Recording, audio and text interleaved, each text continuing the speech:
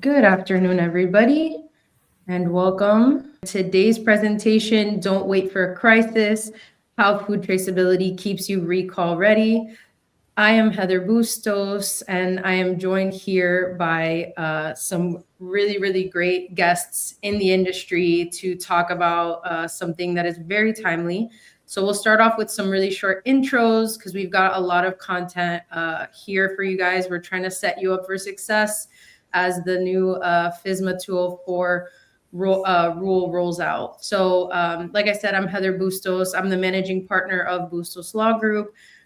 We specialize in FDA and some FTC compliance for food, cosmetics, supplements, and medical device companies.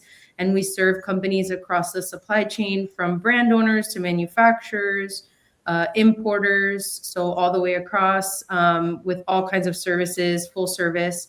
And I'm going to now turn it over to Ron to introduce himself, and then David. Thanks, Heather. Nice to meet everyone. For those who don't know me, my name is Ron Leung, CEO of Caddy. And Caddy is Audit Ready inventory and traceability for small food manufacturers. And essentially what we do is replace paper and spreadsheets with a simple cloud software designed for teams preparing for retail growth, audits, and certifications. David, over to you. You got it.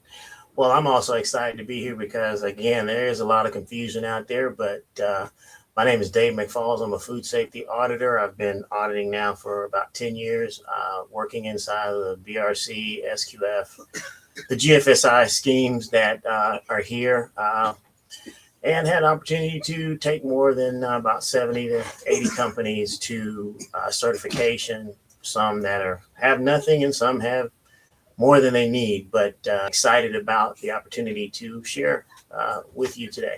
Awesome. Thank you so much, guys. And thank you for keeping the intro short. I know I always go too long, and we've got so much content today, and we're going to try to shove it into this 45 minutes for you guys. This is going to be in a fireside chat format. So we're just going to be kind of questions and answers and having a little conversation. Hopefully we can teach you some things in the process. And give you some real world examples of how this is, meant to play out and kind of get you prepared for the rollout, like I said, of FSMA 204. This is just a really high level overview. So FSMA 204, if you're not familiar with it, this is part of FSMA, the Food Safety Modernization Act. I think it just hit 15 years. This shift essentially under FSMA was from reaction to prevention. So essentially, as with most things that FDA rolls out, it was following tragedy, crisis, major issues with food supply chain, and then they rolled this out. Specifically, FSMA 204 is the food traceability rule. So it's very focused on record keeping and data. That's what we're going to get into in the presentation. Really important note, it was supposed to go into effect January of this year. They've now extended it to July 20th of 2028.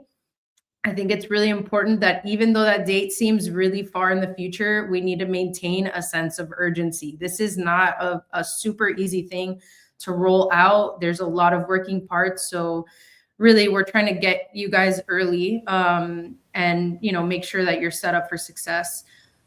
There was a new guidance issued on February 19th. I would suggest that if you haven't taken the time, it's like a question and answer format. And I did throw the link in the LinkedIn event. So if you want to just click on that. I don't say this a lot about what, FDA's website, but I would say that this page was done really well. The one that I linked in there, and it kind of breaks down FSMA 204. So I would suggest you look at it.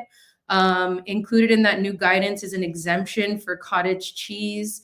I'm not a cottage cheese fan, so exempt away. But this is one of the major updates. I just wanted to kind of really quickly talk about FSMA and how you need to look at this food traceability list to determine whether the food that you are selling, manufacturing, wherever you are in the supply chain, if it's included under FSMA 204.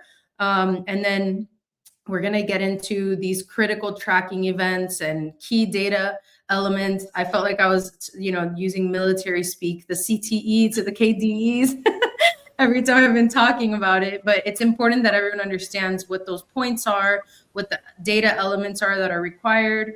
And then, as I said earlier, like this requires a lot of coordination between all supply chain partners. So it's important that you're having these conversations now to get ready. We're going to dive right into kind of the fireside chat portion of the presentation. And then later on, we'll get a cool demo with Ron on what Caddy can do and how that software can help, with this FSMA 204 rollout. So the first slide, we're talking about how crisis can expose traceability failures. So the first question, when a recall happens, what does it reveal about a company's traceability systems that often isn't obvious during normal operations? I don't know if David or Ron, who wants to take on that one, but that's a great question about kind of the recall process and like how does that like shed a light on how things are really working internally? Yeah, I'd be happy to jump in here, and if there's any additional context, feel free to jump in. But I think recalls expose the difference between having records and having usable records.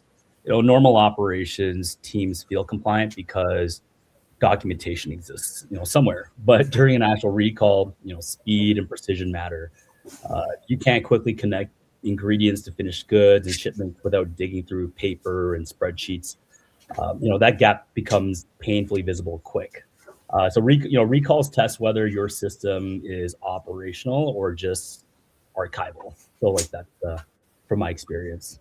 And one of the other things is, basically it's your first true test of your retrieval process. On top of that, so companies that have been using documents, it's sort of a tough way to quickly assemble and get your information together. That's your first challenge that you're going to have, and then of course you start looking at your lot identity and the way it breaks off and things like that. So. And David, what would you say are some of the first signs during a recall that a company's not really traceability ready? And I can tell you that I'm picturing facial expressions. But go ahead, you tell us. Well, the first thing you do is they can't answer questions. Where is your, the records, how it's stored? Those are right off the bat the first signs. The second thing would be everybody scrambling to find information, spreadsheets, making phone calls. Those are truly real evidence that there's an issue. And then there's no single source for a truth in their genealogy of what's going on in their facility. So that is a problem, because then everybody panics and says, then they want to recall everything. And then, and when you do that, that's even more of a cost to them, and it raises more red flags. So, and then what I've also found is most companies that have that issue also can't explain their coding either. That's a great point. I think too, like from a strategy perspective, when I'm handling a recall, to your point, my goal is how do we limit this as much as possible down to like the exact, and if you can't pull that data quickly, it's just going to put you in a really bad position, like you said, where the scope of that recall is going to become so wide that you're really going to regret not having it. So aside from just, essentially trying to comply with a rule, because, some people, it's just, I'm just going to read the rule and comply. It's not just that. This is going to save you time, energy, money at the end of the day, right? Like being able to limit that scope. All right. So moving right along, those are all great points. All right. So like I said, I think that recalls are always going to be a good test, right? Of whether you have that system or whether you need to work on it. All right. So next, what FSMA 204 actually changes? I went into like the very high level of what FSMA 204 has to do with, but essentially we're shifting into this like documentation, data heavy, like readiness, right? Yes. So David, what does FSMA 204 require that fundamentally changes how companies need to think about traceability compared to past FDA expectations prior to? Well, you touched on it earlier, when it, basically the standardized event, it's now a standardized event-based traceability process. So now you've got your traceability, your food traceability list that's been provided by the FDA.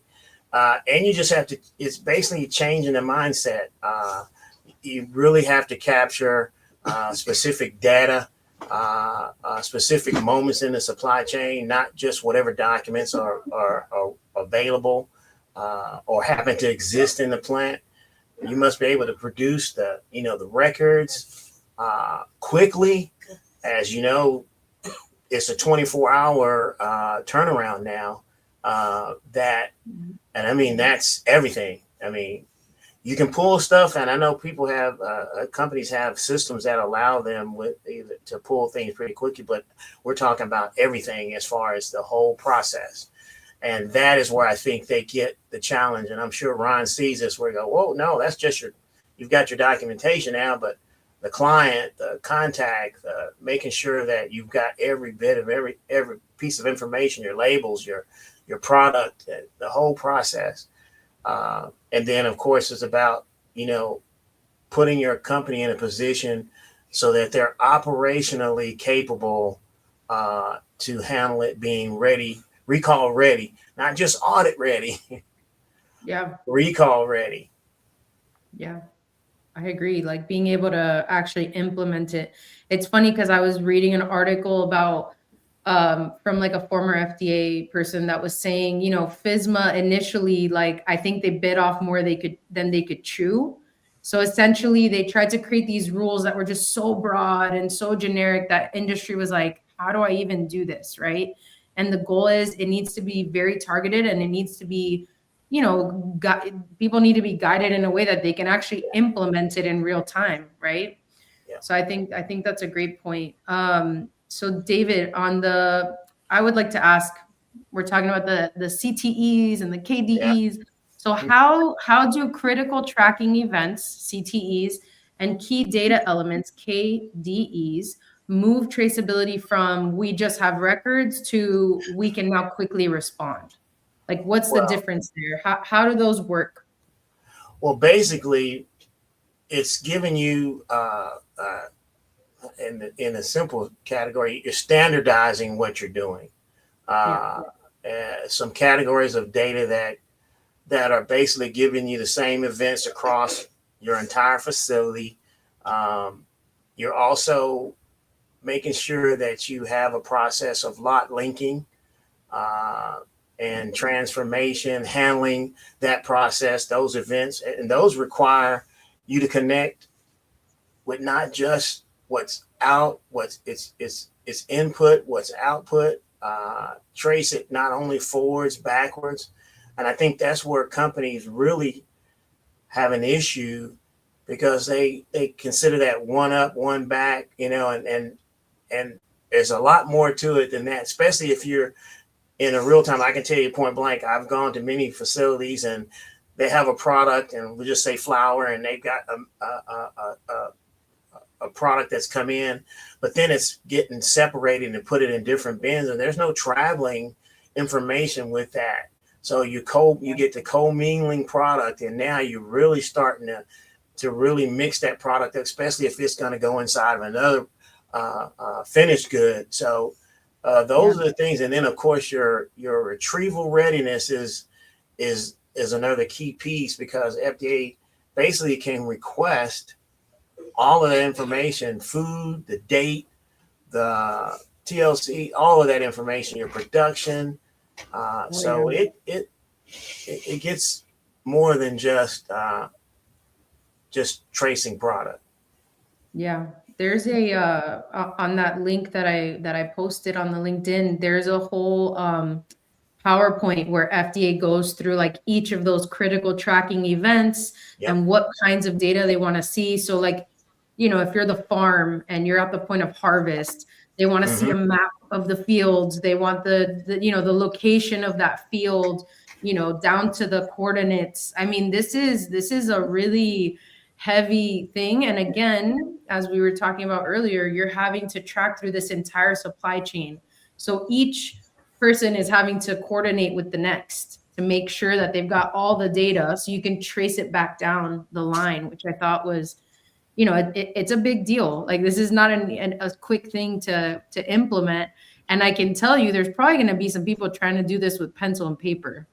I don't think that's going to work so well.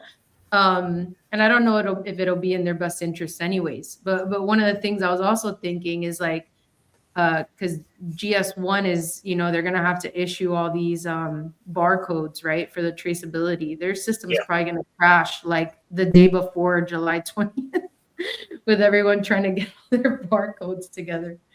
I can imagine. You know, the other thing is we also have the auditors and the money makers that are out there, because now they are going to be focused on this area. So they're going to be looking for failures in that process. Here lately, I've noticed that more of our auditors are really paying attention to the flow charts of a business now, where they're making sure that that is the way that that process goes. And if you're a company that had a change in your process and it's not been documented because you really haven't kept up with that, it's going to be a problem too. So not just, there's a little extra there. Oh yeah, I agree. We had a comment. Tasha Hawkins was asking for the acronyms. So it's CTE is critical tracking events, and then KDE is key data elements. So if you want to research more, like I said, that link that I put on there, it's really comprehensive. I think it's a good place to start, just to get an idea of what the requirements are. All right, so moving right along, where companies get stuck. So the traceability gaps that can trigger chaos for a company, right? So David, where do companies most commonly break down when they're trying to meet these requirements? I know it's still early, but I'm sure there were companies already preparing for the January deadline, right? Yeah. So, I mean, you're already seeing people trying to comply. So what does that look like? Well, it's back almost to some of the things we said earlier. Your traceability lock code, really having an understanding of that. The discipline is inconsistent with that process, especially across, like I said, repack, relabeling, rework, commingling product, and then of course you still have partial lot scenarios too. So you also have issues when it comes to transformation. Is probably the hardest gap. Linking all the outputs with correct quantities, the correct dates. I mean, those are where you're going to find challenges right away. And then, of course, data lives in too many different places. You've got an ERP system, you've got a document control system, you've got a warehouse management system, and everybody's doing their own thing. And that's a problem. We actually got a question from Julio Rodriguez, and it was for you, saying, how do you recommend addressing traceability fragmentation when ERP, QMS, supplier portals operate independently? And that can be for Ron too. I mean, from a technology standpoint, how do you get all those systems to integrate and work together? I think that's why Ron is here, because his is a system that works with that. But the key is when it talks about, I can't tell you how many companies are out there that have an ERP system and they're trying to squeeze GFSI processes and FDA processes into that ERP, and it doesn't work. You have to track this stuff independently so that you know for a fact that you have a direct line of information, because the last thing you want to do is go and grab and go, I know a lot of ERP systems, you have to really drill down. And if the person doesn't know what they're doing, you'll be all day trying to find information. Very true. Ron, I know you can expand on that for sure. For sure. I mean, and not to do, and this isn't about Caddy specifically, just what I've noticed, even before we started building Caddy, and we were just taking inventory of just how are people addressing things like traceability, even before Caddy started. Again, if you set aside the camp that was running manually on paper and spreadsheets, and you look at the folks that were running on, digital tools like ERPs or QMSs, just from talking with the actual operators who are using it, ERPs tend to be, forget the fact that they can be very general and they can serve multiple industries and not necessarily specific to food. So, but a lot of times, like ERPs are more heavily indexed towards the operational side of the business versus QMS is focused more on the food safety QA side of the business. And so what ends up happening is for teams, they have to sort of pick. Again, not every team has the resources to be able to invest in both. Yeah. Both teams end up having to pick one over the other. And, like you said, ERPs really weren't designed to factor in the QA side of things. And then QA doesn't really factor in on the real-time operational side of things, which we realize is critical when it comes to the quality of the traceability data itself. And so that's ultimately why Caddy existed, because we found that it was imperative, especially when it came to key traceability data and tracking those critical CTEs, to have a platform that bridges the operational side with the actual QA traceability side of the business, so that it's not creating double the work. So yeah, that's sort of what we saw and really what our approach to Caddy was. But again, once we get to the demo, I could share a little more. Yeah. So I'm going to move on to the next slide of the 24-hour reality check, which you can see it sprinkled throughout FSMA 204. Ron, what does fast retrieval actually require behind the scenes that a lot of companies may underestimate?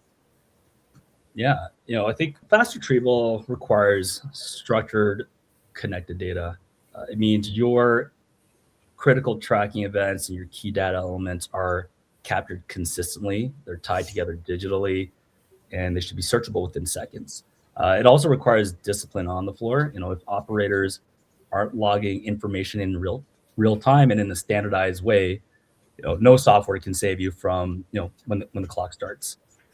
And I think one of the things I've noticed as well, for teams that are, when I ask them how are they solving for some problems, if they are using things like an ERP, a lot of tools are great at taking the information, what's coming in, what's coming out. But where I think the biggest pitfall from just watching real teams is at the production level. Like David, you mentioned, it's that transformation stage with the CTE where this is where it's the biggest pain in the butt for a lot of folks, because it gets really complicated. And so that's why, finding not just processes, but tools that work within that is critical with this new regulation coming into play. Oh yeah. Being able to retrieve quickly is absolutely, that's the whole point, right, of the traceability and why the rule exists. All right. So talking about what recall ready really means, going from just compliance to actually recall ready, not just following, the rules, but making sure you understand how to implement it. David, if you had to define recall ready under FSMA 204, what would that look like beyond just having records, like just beyond record keeping? Well, I think that, and I want to also say something about what Ron had said earlier. That it also, with a system, everyone that I know in the business is being challenged with people, QA, and the staff who really know what's going on. They could lose that person, and they may have been the subject matter expert to get something done, and now with the software, it allows that piece to not be such a challenge because you have a process in place. But yeah, being recall ready, I mean, to me, you can produce and complete a trace backwards, forwards, with bounded, affected lots, quantities, your locations. It's also, I would say, you can do it repeatedly, but you really need that team that's trained with backup, that knows the different standards, that knows what reports are needed, validate. I mean, you need to have an understanding of what the CTE and KDEs are, because that's a big part of the process, especially when it comes to operations that have rework and or do relabeling or reworking product. especially in that ready to eat space. And then you just know you have to respond back to the FDA's request within that time frame. Yeah, I mean, running mock audits, right? Like Yep. making sure you have a procedure, you've got your team, you already know. I've sat in on so many teams that they get to the recall phase and they've had, they've got an SOP that they're blowing the dust off of that they've never even looked at, and they don't even know to even begin with, right? Like you need to be doing mock recalls and, playing out scenarios where that 24-hour rule comes into play and that you can meet it, because you've got to prepare, right? Like you can't just expect that it's going to fall into place, especially when you're that stressed out during recall situations are stressful. Well, I'll say this, and believe it or not, I was at a facility, a bakery, and they only kept records for 2 weeks. Oh, wow. That was their retention, you're saying? Oh, no. I mean, that's how they did. Because when I went to say, look for, I need this, we don't keep paper. We don't keep records for 2 weeks. I was so I'm just saying there are companies out there that their processes that have to really be reviewed to make sure that they can be in compliance. Yeah. No, I agree 100%. It's like a fire drill. You gotta practice a few times. All right. So we're going to go into how systems support readiness without fixing everything. This has to do with, how Caddy as a software can support FSMA 204 compliance. I think anyone who even dreams of doing this with paper and, it's just not going to be ideal. Having some kind of software to manage this stuff is the best positioning. So Ron, how does Caddy practically help food manufacturers move from just documenting records to being truly FSMA 204 ready? For sure. Heather, if you can just move to the next slide as well. Yeah, of course. That'd be great. So that's a great question. FSMA 204 is really about capturing the right data at the right moment and linking it together. So Caddy supports that by capturing the required key data elements at every critical tracking event, assigning and linking traceability lot codes automatically, and keeping everything unified in real time. Right? So instead of having scattered records, companies have one connected system. And so when the FDA requests data, they aren't scrambling. They're generating structured audit ready reports confidently and quickly. Yeah. So what would you say are the real business advantages for food manufacturers when they move to a digital platform like Caddy? For sure. And what's really what I found really important before I even dive into the answer is, for a lot of food safety teams, the challenges is, they understand the risk, but sometimes it's finding a way, how do we communicate it to the key stakeholders within the organization who can actually, enact some of those changes, right? Like for a lot of business owners, the language comes down to how does it impact my bottom line? So it's fine. Again, I think everyone cares about the same thing, but you just sort of have to translate it in terms that key stakeholders across the organization can resonate with. And so I would say compliance is just a starting point. When food manufacturers go digital, they gain stronger inventory control, especially as input costs rise. They reduce manual work, lowering the risk of things like stockouts and higher carrying costs. They're able to operate leaner without having that added payroll overhead for manual traceability. But most importantly, they stop chasing paper and spreadsheets, and they start focusing on growth, like being able, getting into more retailers, sourcing better suppliers, things that really move the needle for them. And then digital traceability becomes an operational advantage, not just a regulatory requirement. So I think being FSMA 204 compliant ultimately is just a function of just dialing in your operations a lot more. Yeah, I agree. Yeah. And so as we get ready to queue up the demo, for those that are watching this, imagine a future where you can, capture and log product conditions instantly at receiving.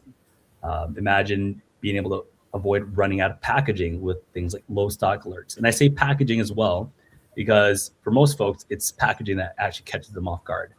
And then if you move to the next one, imagine a future where you can trace a lot code backward and forward within seconds. And so on that note, let's switch gears to do a live demo and see how does Caddy keep you FSMA 204 compliant? Oh yeah, I would love to see how, someone can respond to a traceability request during a recall using this software. Like I said, it's just going to make it so much more efficient. And let's dig in. Can you guys see that on the screen? Yep. Ron? Okay, perfect. See it. Go for Perfect. it. All right. So there are, for those who aren't familiar with Caddy, there are two main components to the platform. There is on the left-hand side, the mobile app, and on the right-hand side, the admin portal. So just to give, I won't do too much of a deep dive into everything that Caddy does. I'm going to just frame it specifically, like how does it capture those operational data on the floor in real time and in a structured manner, and ultimately, what does that data retrieval look like on the back end? And so the mobile app here is, if I log into here, 592. The mobile app effectively replaces all of those paper forms and checklists that teams on the floor use today to ultimately then, if there was a recall, they would be scrambling to pull it all together. And so this is accessible with any type of Apple or Android device. And because you can also assign unique 4-digit pins to team members on the floor, every form that gets submitted gets timestamped and tracked and traced back to the individual that submits the form. And as those forms get submitted, it then feeds it into the right-hand side, which you see over here. This is the admin portal, which is the home to things like the inventory dashboard, traceability reporting, all your records, customer supplier management, recipe management, and so forth. We won't get into all of that today. We're just going to focus on how does Caddy focus on traceability. And so here you can see these are, once I logged in here, these are the forms that I've been granted access to. And so if we go in, let's log a receiving form first. So before we log a receiving form, we can select either an expected delivery or an unexpected delivery. So let's say we want an expected delivery. We don't see anything here. So we take a step back. We go into the inventory dashboard. Let's add an inventory here. So let's say we are expecting a shipment of flour. So let's say we ordered this today. There we go. There's your flour, David. We've got your flour in there. Flour here, yeah, as David was mentioned about you can put our PO in here again. We're expecting this. Here you can again add multiple items, but we're just going to do flour for today, the purpose of today's example. So 20. Okay. So once we submit that, if we go to the inventory dashboard here, if we go into flour, right, it shows all the lot numbers associated with flour that we currently have in stock, that we're expecting, that are on hold, depleted, or expired. So if we click in expected, we can see this was the item we just added. Now, when we click into go back out here, we can see now flour shows up here, right? So if I see a truck pulls up on the loading bay and I click on that, okay, Far East Foods, we're expecting this quantity here, selecting a carrier. Again, this is a critical track event. And in here, we're now documenting all those key data elements that the FDA requires. So let's say Jill's car.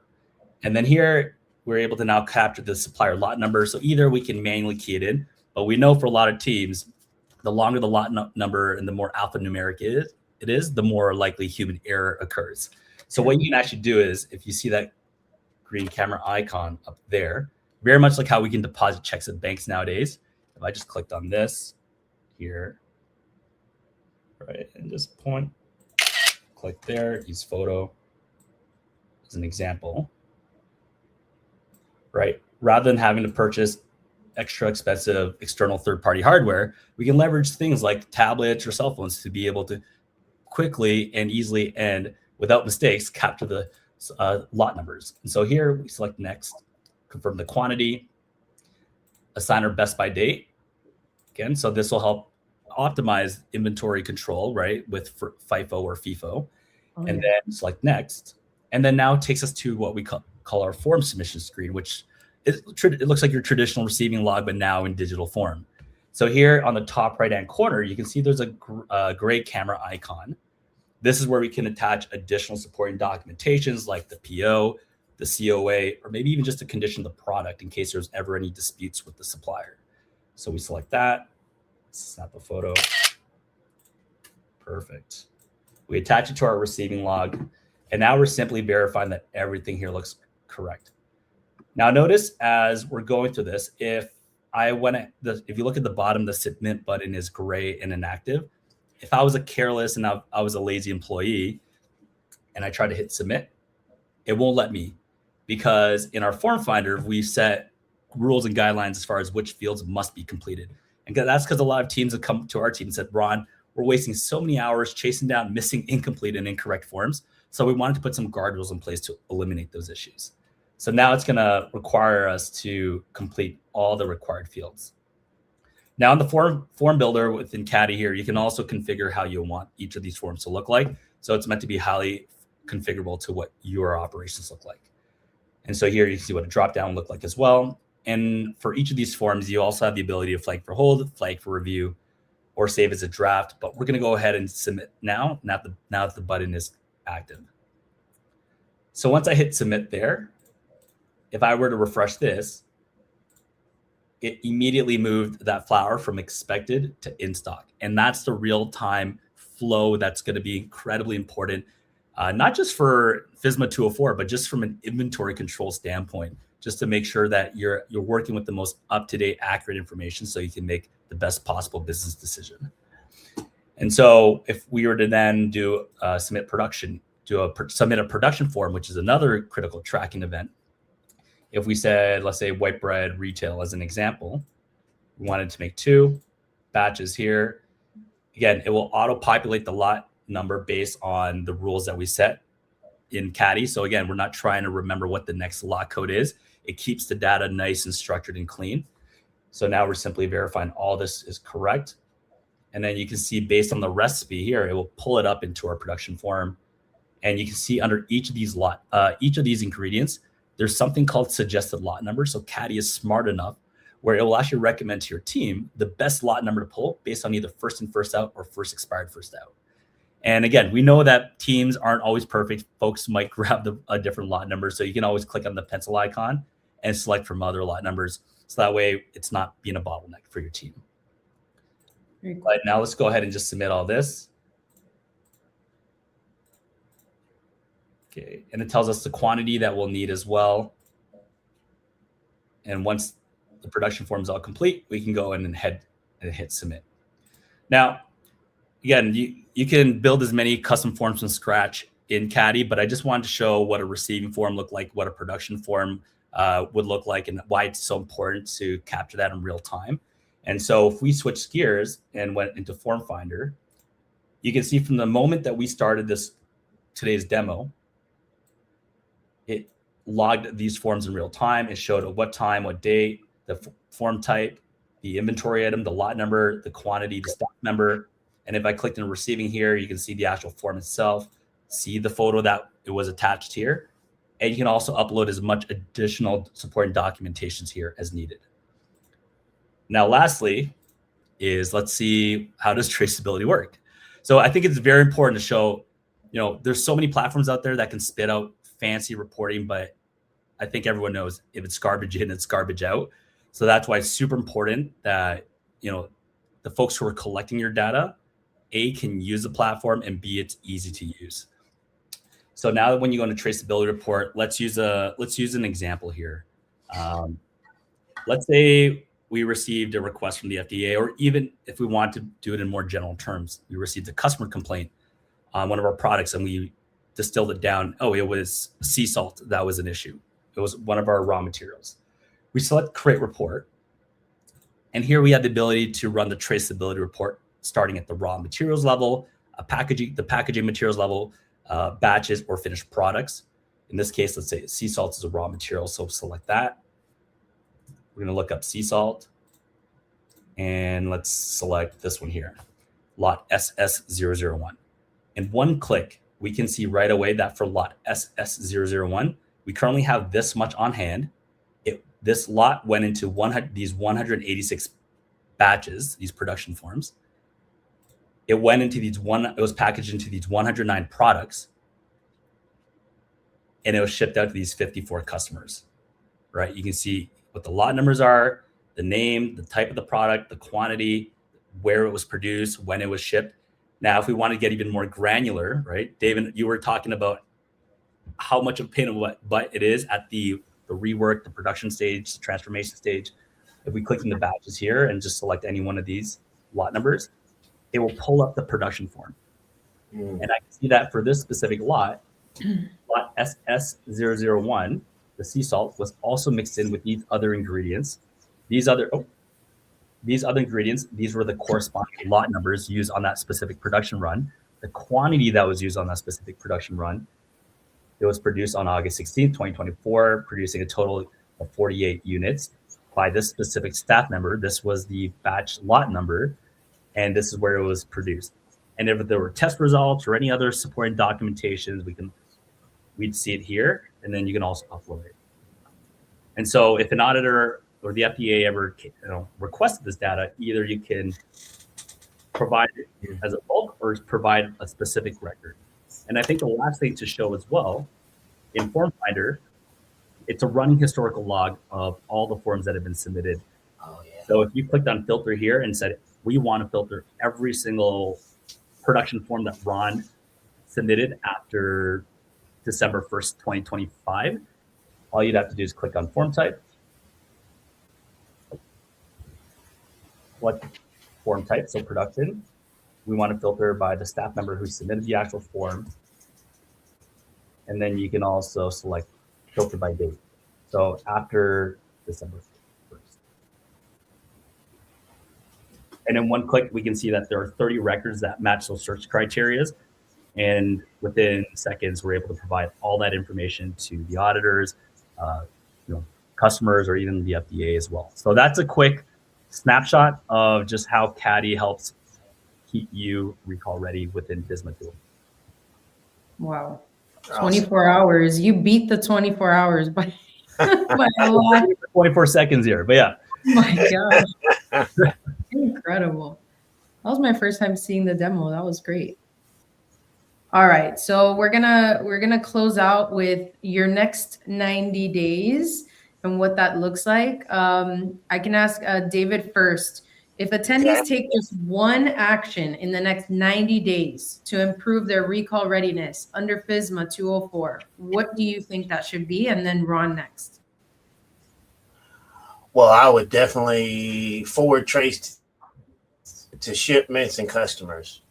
I mean, yeah. Let's see what we have to how easily can we reach our customers with the product we sent them. That's a great point. And what about you, Ron? What would be your recommendation? That's honestly what I was going to say as well. Like, run that mock recall and time it, right? I find a lot of folks just take the easiest product. If you ask a lot of customers, when they do their traceability exercises, they always just end up taking the one that's the least complex. But I would say stress test it. Do a full trace from raw materials to finished goods, and then like David mentioned, like from goods to customers using actual records.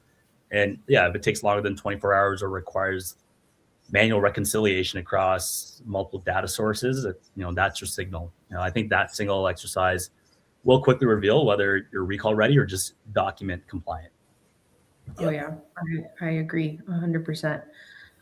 All right, well, we're at time. There were a couple questions I didn't get to in the comments, so I'll respond to those on the LinkedIn page. And then this live event will live on that page if you want to watch it again. If you'd like the slides, just let me know. Here is the contact information for me, David, and Ron. If you'd like to ask us any additional questions. I think this was incredible. I'm surprised we were able to fit so much good information in such a short period of time. Maybe we should do another one of these in like 6 months from now, just to, be able to touch a little deeper onto these topics. But thank you so much, Ron and David. This was a pleasure. And thank you everyone who showed up for this. And hopefully we'll see you on the next one, on the next webinar. Thanks, awesome. Everyone. Thanks, everyone. Everybody. Thank you.